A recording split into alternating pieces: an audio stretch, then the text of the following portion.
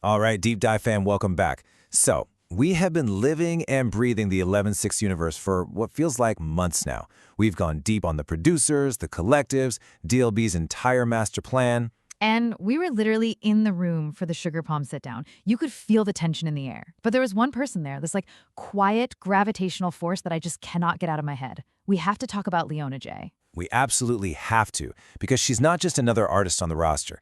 It feels like she's woven into the label's actual DNA.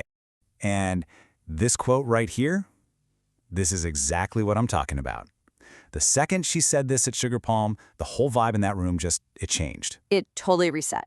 You had everyone else playing this game of 40 chess, talking strategy and legacy, and she just drops this line that's purely about her own state of being. You know? It's not an apology, it's not an explanation, it's a boundary. A hard boundary. It's this declaration of self-possession that honestly tells you everything you need to know about her before you even press play on a single track.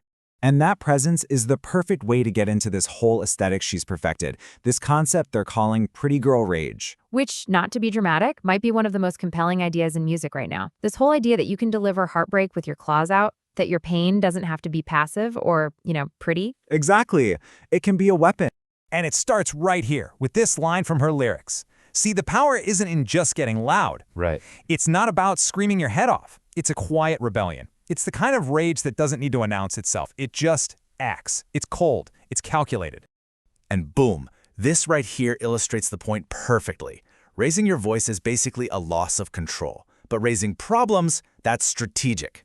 Oh, completely. It's about creating real consequences, making someone actually feel the weight of what they did. You're shifting from just an emotional reaction to, intentional, devastating impact. It's chillingly effective.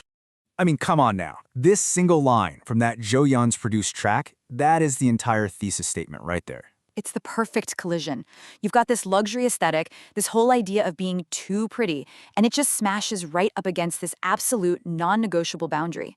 It completely dismantles the idea that beauty exists to be pleasant or, compliant. Her beauty is her armor. It is not an invitation for you to control her, period. Okay, and if you want the full breakdown, her track Outta Range is basically the textbook for pretty girl rage.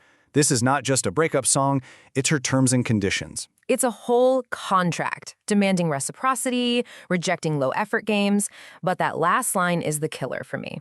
You gonna love me in real time, or you gonna hear about it? It's both a promise and a threat, and she delivers it with this incredible, unbothered cool. It's amazing. But okay, this is where it gets really, really deep, because this fierce artistic identity is honestly just the surface level. Exactly. What makes her so crucial to 11/6 isn't just her voice, it's her structural power. It's the role she plays completely behind the scenes that you have to understand. They call her the editor with teeth. I mean, how perfect is that title? It's brilliant, because it implies she's not just adding her part to a song, she's subtracting. She's reshaping. She's refining everyone else's work. She's not just a feature. She's a co-architect of the entire 11/6 sound. That's a whole different stratosphere of influence.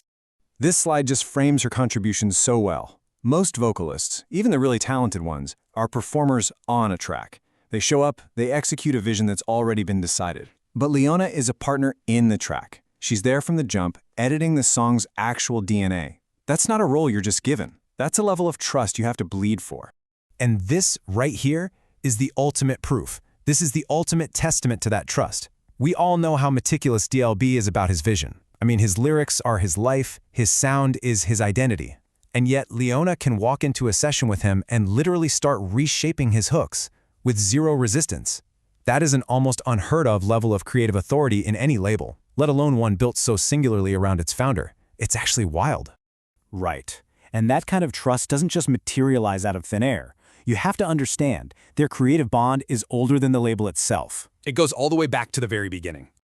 They connected way, way back in the Universal Music Writing Camp days, before 11/6 was even a glimmer in D.L.B's eye. That synergy was already there. So when the label finally formed, she wasn't just some new signee. She was a foundational pillar, there from day one, building the sound from the ground up with him. Which means this upcoming album isn't just a debut, it really feels like the culmination of a journey we're only now starting to fully get. But here's the thing you gotta know. Her authority isn't just derived from D.L.B. Not at all. It's also reinforced by this incredibly powerful, tight-knit circle of women who are, for real, the beating heart of the label's sound. Absolutely. Just look at this ecosystem.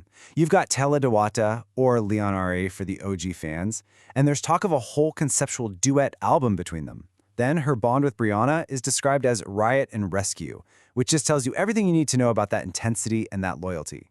And you can't forget Murray Lux and Joy Yons, who are right there with her shaping the label's early sound. This isn't just a list of features, you guys. This is a creative sisterhood. And her own words just bring it all home. This idea that women aren't just enduring hardship, but are actively architecting the means of their own survival. That explains everything. It explains the power of these bonds. They aren't just collaborating on songs. They are literally shaping a new narrative of strength and agency together. It's powerful stuff. So after all these years of being the editor, the co-architect, the quiet voice in the background shaping everything, She's finally stepping into the center of the room. She's about to deliver her own completely unfiltered statement. it really is the perfect culmination when you see the whole journey laid out like this. Right. Years of building the sound from the inside, forging this unique pretty girl rage identity, strengthening these core collaborative bonds. It's all been leading to this one moment. This album won't just be a collection of tracks. It's going to be an archive of her influence, her story, and her power within this entire ecosystem. Which leaves us with his final thrilling question. She's been the editor with teeth, the architect who helps build everyone else's masterpiece. So when an architect like that finally designs and builds her own house, what truths, what secrets, what unfiltered rage has she been saving just for those walls? I, for one, absolutely cannot wait to find out.